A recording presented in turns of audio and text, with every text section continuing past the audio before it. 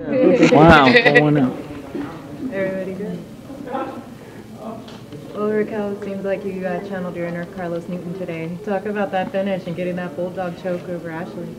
You know, it was exciting. I mean, it's something, I've been a beast with my chokes all fight camp. A lot of people kind of categorize me as this huge brawler, not realizing that, I mean, I'm a huge submission person, can't even talk.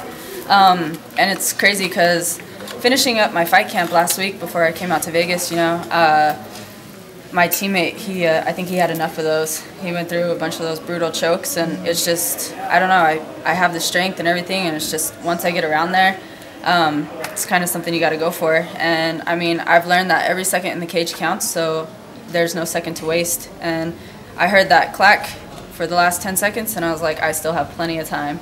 Went for it, and, you know, I mean, I give it up to Ashley for not tapping. I mean, she wanted to go to a second round and everything, but I felt it as soon as I had it in there that something was going to happen. How many stitches did you have to get post-fight? I ended up going with, I think he said 9. Okay. 9. And, I mean, your opponent changed, obviously. You were going to face Holly Holm originally, so how much did you change over anything in your training and camp for this fight? You know, it was very frustrating with the Holly Holmes fight. I was extremely excited. I've had probably one of the best fight camps that I could ever have. I'm gonna bleed here.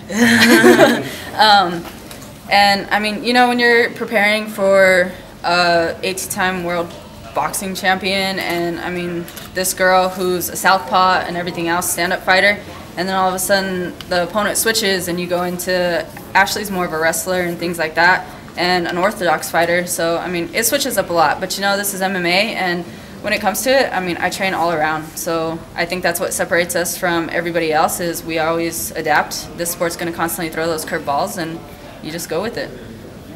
Could you feel her go out there?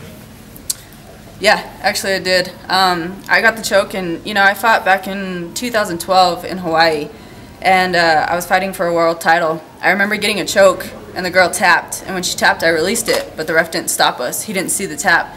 So it was just kind of when I got this choke, and I sunk it in pretty deep. You can pretty much tell, especially in this sport, you know, I mean, where you're going to position yourself and everything. And when I flattened her out and just went for it, I was like, oh, I think she's out. But in my mind, I was still preparing for the second round. And when the bell went off, I kind of just waited for the ref a little bit, just from that lesson I've learned.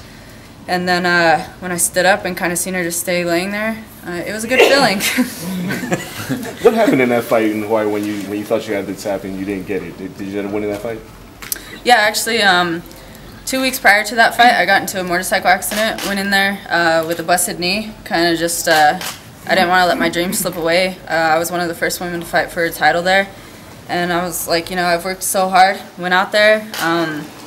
She actually almost knocked me out in that fight, and then I came to it, stood back up, and I just got her in a deep choke, sunk it completely in, grabbed my wrist, pulled, and kind of just locked her head here, carried her to the cage, and I was just holding on for dear life. And when she tapped, I got excited, but then the ref didn't see it, so it was just kind of, I mean, you always got to be prepared, you know. You have a Ultimate Fighter Season 18 tattoo. I do. When did you get that?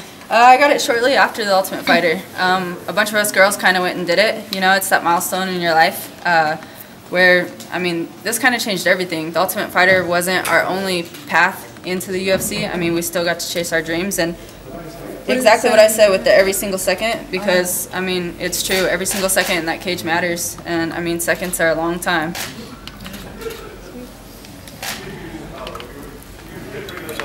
Thank you, Ryan. Thank you. Thanks.